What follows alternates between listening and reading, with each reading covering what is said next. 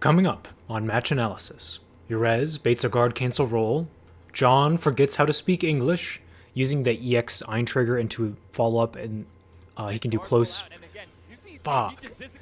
And a Kagura player actually approaches their opponent. It's time to lock in. We've got Frosty Faustings 17, this is a few weeks ago, almost a month now.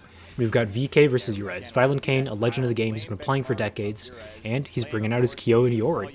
Very common, in just about every game you'll see him playing those characters. Now, Urezs here, if you were to Google the 3 strongest characters, you would probably see those 3 names. Benny, Kagura, Isla. They all have, fairly safe offense. Benny, he's got an air throw, he's got a command grab on the ground, he's got a dive kick, he's got some fantastic buttons including his far B. He has not 1, but 2 safe blockstring enders. Nice, that was a nice sequence there. He did his blockstring into a safe blockstring ender, and then just in case Kyo wanted to throw out a poke to immediately contest or try and approach like he does here, he tried to run in. That CD, which probably would have whiffed at that spacing, covers the approach option, so that way he's trying to condition Kyo to just chill, like after the blockstring to not overextend, because otherwise you walk into that fantastic standing CD. And even if you're wrong, nothing bad happens. Exactly. The only problem is that costs about 50 meters. Ooh, punishing the landing with that 2B there. And having a special cancelable 2B, that is a privilege, making situations like that really easy to convert off of. Other characters after that 2B, if they wanted a special cancel, they have to go into their 2A, which might have whiffed at that distance, so that's kind of a Benny privilege there.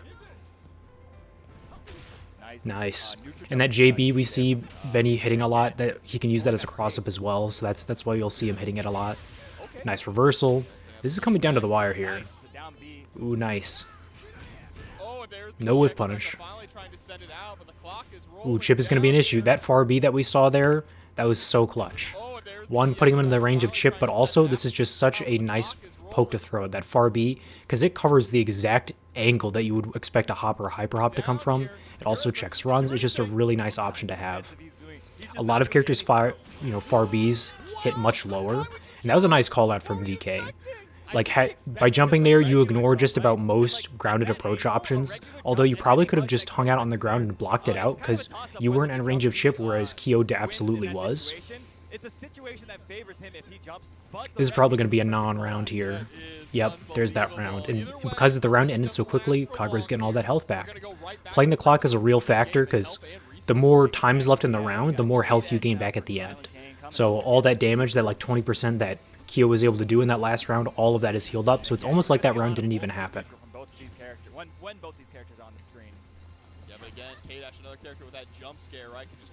So they're both playing super far away. Kagura, she's got some really good grounded options. Her jump is a little floaty, it's slower than other jumps, so it can be a little trickier to start offense with the full jump.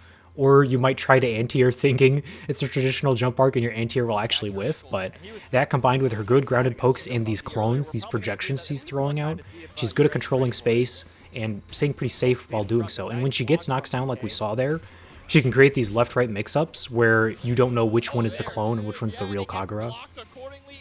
You can technically look at the round. I'll talk about that in a minute, because this situation, this is why Kagura is so strong.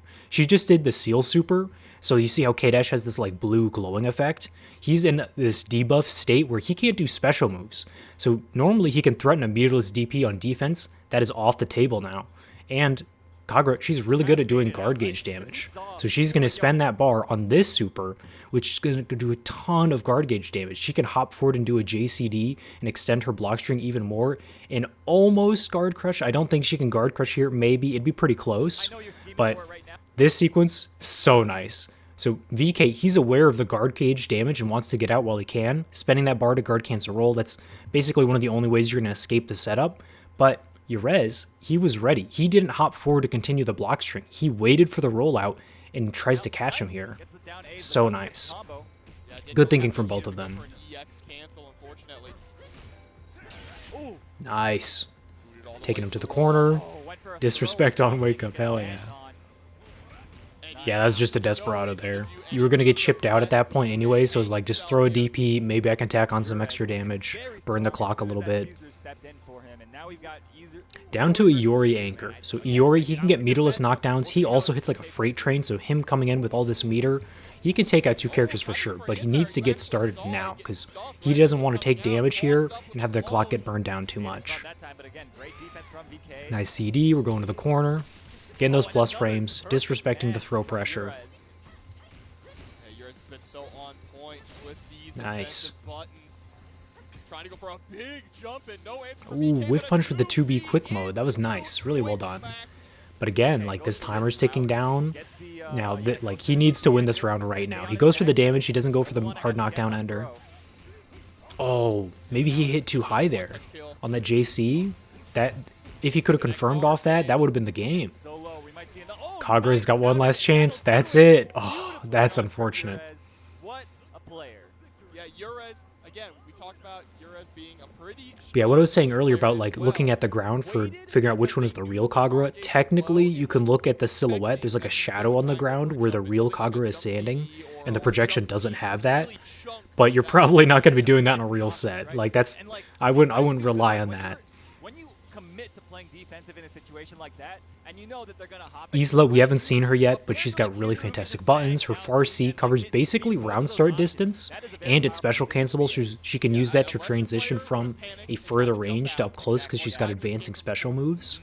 So, whereas, you know, Iori, he doesn't really have that long range option to sort of spontaneously get in close.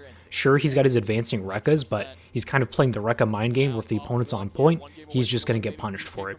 He's also got that hit grab, his meterless hard knockdown ender. That's also advancing and can catch people as well, but again, that's also unsafe. So Iori, if he wants to get in, he's got to take those chances and walk into a 2B like that.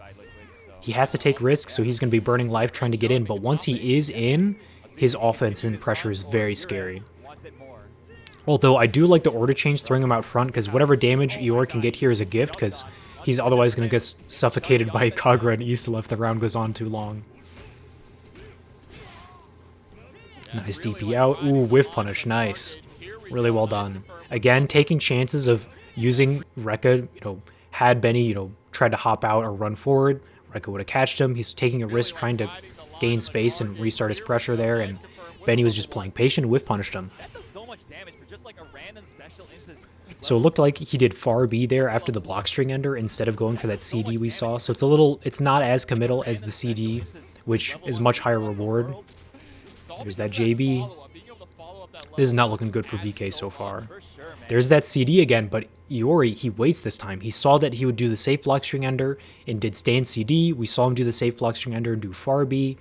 Iori, he's just waiting for him to commit to something, be it far B or the stand CD, and try to get a whiff punish. He goes for far D here and can't, you know, max mode off of this. So he doesn't really get much of it, but it is nice to be aware of what Benny's trying to do and avoid... Ooh, nice cross-up. No conversion, though. It's nice that you're aware of like what Benny's going for and you're trying to punish him for it. He didn't get a super big punish off of that situation, but he's aware of what Benny's trying to do, and he's calling him out on it. Oh, that's rough. He was playing much more slower there because he was low on life and he really wanted to land a hit to close out that round. He really wanted to, especially after missing that jump in confirm off the cross-up. So Benny, with a new lease on life, he's just chilling. Going a little bit, but he doesn't need to. He can play the clock if he wants. Both go to the air. Nice juggle. Got corner position. Time to make something happen. There's that guard cancel roll. So K-Dash, very similar to Kagura, he can get a one-bar guard crush sequence. Using the EX Ein trigger into follow-up, and he can do close... Fuck. I can't talk today. But anyway, the important thing you should take away is that K-Dash also has a one-bar guard crush route, similar to Kagura. I'm just not able to enunciate right now for whatever reason. Nice. Nice. Gets the juggle. DP's out. Taking a big risk there, because had it been blocked, you know, that's the round right there. Benny's just burning the clock, because that means, you know, the lower this time goes, this damage is going to start becoming permanent damage here. So even if you lose the round, getting this timer to go low enough, you're denying your opponent that regen. So this puts K-Dash honestly in a good spot. He's got a resource lead and a small life deficit. It's not that big of a deal. That's like 2 throws.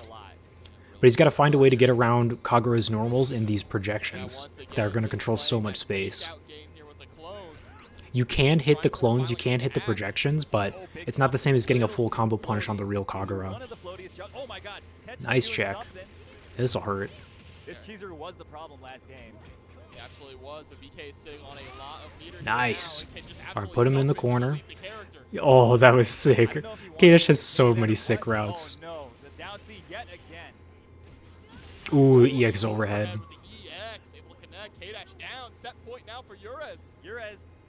Kagura doesn't have a ton of high-low mix, but she does have that EX overhead option that she can represent. Generally, she's going to be trying to get a knockdown and setting up a left-right mix as opposed to taking to the skies and setting up overhead situations like that. Absolutely. One of the winningest players. Agreed, yeah. Especially once she gets meter, she doesn't even need to worry about mix-up. She's just going to delete your guard gauge. Okay. Gets the EX command grab, gets a safe jump set up, and gets to continue the pressure. Nice overhead. Urezs is usually pretty good at fuzzy blocking that. Just trying to step out. It's really all about just trying to walk her to the corner, right? Playing super slow. Kagura not in a rush to get out of the corner, which I respect. Again, burning this clock. You don't need to make something happen right now. You find the hit, go into super, putting, yeah, just guard cancel, get him off you. Although they didn't have enough resources to set up the guaranteed guard break, I respect just spending the meter because you just want this round to be over. The longer it goes on, the worse it is for you. Gets mixed. That's unfortunate. Ooh, roll out. Get out of there. Nice. Oh, whiff punish. That was really well done from both of them. I especially liked seeing Urezs wait after he activated super when he was going for that guard crush route. That was really nice.